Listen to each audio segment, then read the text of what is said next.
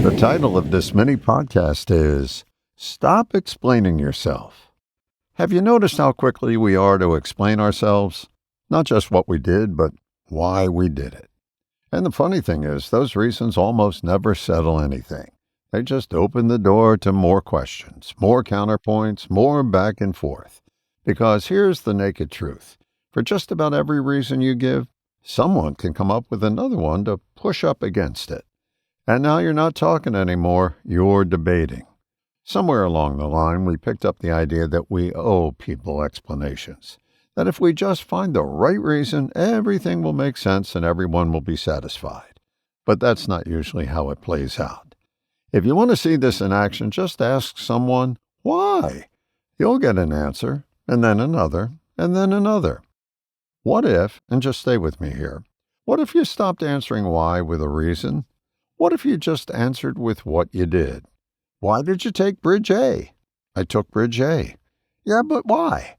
Because I took Bridge A. It sounds almost ridiculous, but notice something. There's nothing to argue with there.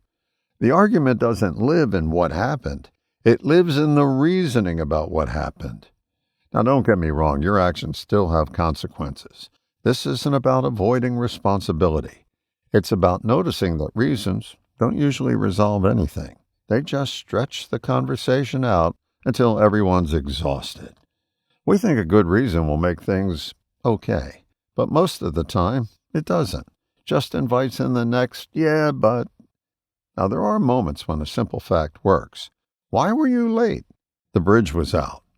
That lands differently, right? Because it's not spinning a story. It's just pointing to something concrete.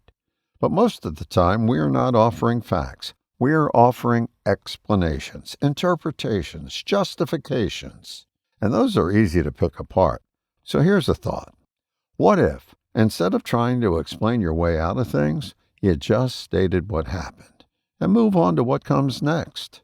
It takes a little courage to do that because giving reasons can feel safer. It softens things, buys time, keeps the conversation going. But skipping the reasons, that gets you to the real issue faster. Every action has consequences anyway. The question is, do you want to spend your time arguing about it or dealing with it?